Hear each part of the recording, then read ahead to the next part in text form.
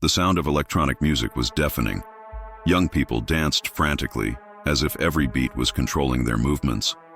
The flashing lights cast shadows that seemed to move on their own. The atmosphere was electrifying, yet suffocating, as if something was watching from the corners of the nightclub. The walls vibrated as if alive, pulsating in rhythm with the music.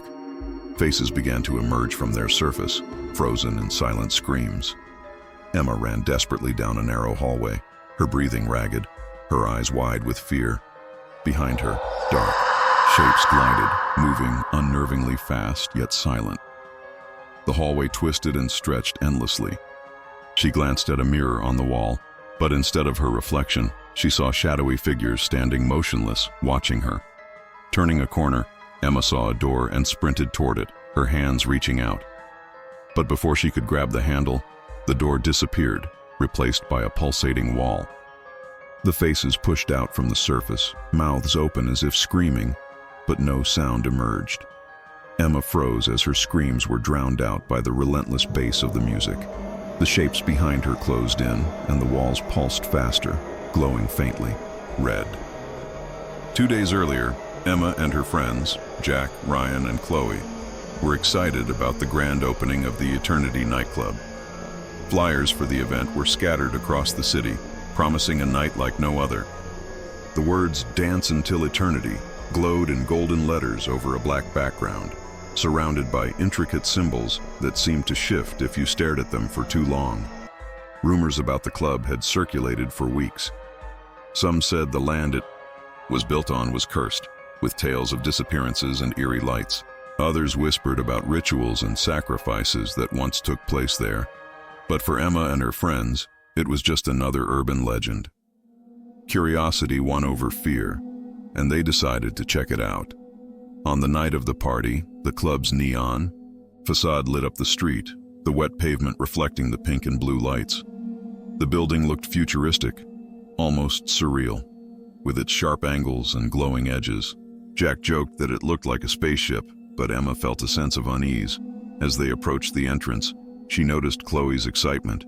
Chloe led the way, dragging them in, while Emma hesitated briefly, feeling a strange sense of dread. Inside, the music was overwhelming. It wasn't just loud, it was invasive, like it was crawling inside their heads. The dance floor was packed, the crowd moving in unison as if controlled by an invisible force. Chloe immediately threw herself into the chaos, dancing wildly. Emma tried to join in, but something about the atmosphere felt oppressive. She noticed the strange carvings on the walls, symbols that seemed ancient, pulsating faintly under the flashing lights.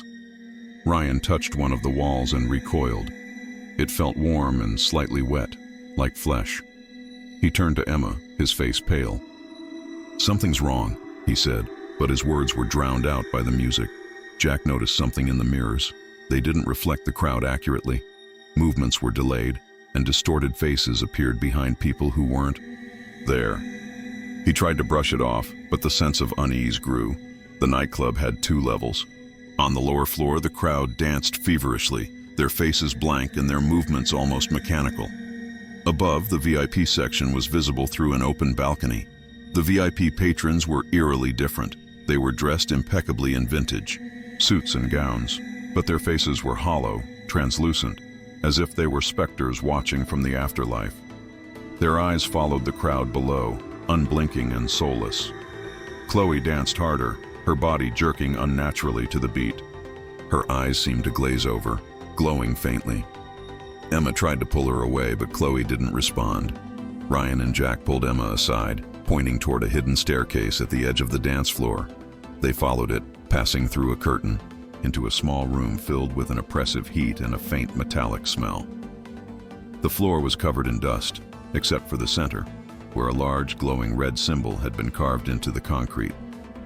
On a wooden table, they found scattered papers and an ancient leather journal. Ryan opened it, flipping through pages covered in cryptic symbols and handwritten text. The journal described rituals performed on the land decades ago, sacrifices made to an ancient entity in exchange for eternal life. The club, it said, had been built as a continuation of those rituals. It wasn't just a building, it was alive, feeding off the energy of its visitors. The group returned to the dance floor, but something had changed. The crowd seemed distorted, their faces melting under the strobe lights. The walls pulsed faster, red veins glowing beneath their surface. Chloe stood at the center of the dance floor, her head tilted unnaturally, her glowing eyes fixed on nothing. The music grew louder, more distorted, as if the club itself was alive and hungry. Suddenly, the lights went out. Total darkness consumed the space. The music stopped, replaced by a deep, resonating sound, like a giant heartbeat.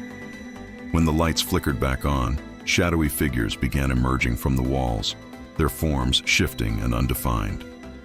The crowd continued to dance, unaware, as the shadows glided toward Emma, Jack, and Ryan. Jack grabbed Emma's hand, but a shadow enveloped him, pulling him toward the pulsating wall. His screams were silenced as his body disappeared, leaving only his face embedded in the wall, eyes wide in terror. Emma and Ryan tried to escape, but the corridors twisted and shifted, trapping them. Chloe, now completely overtaken, floated above the floor, her body flickering between human and ghostly forms. The walls closed in, the faces within screaming silently. The next night, the club was open again. Flyers with the same hypnotic message, "Dance until eternity," were distributed across the city. Young people flooded in, eager for an unforgettable night. The walls pulsed faintly, and among the faces trapped within were Emma, Jack, and Ryan, watching silently as the next victims arrived. If this story gave you chills, share your thoughts in the comments. What would you do if you were trapped in a place like this? Don't forget to like the video, subscribe to our channel, and hit the notification bell for more spine-chilling tales. Who knows? Your next night out might just be your last.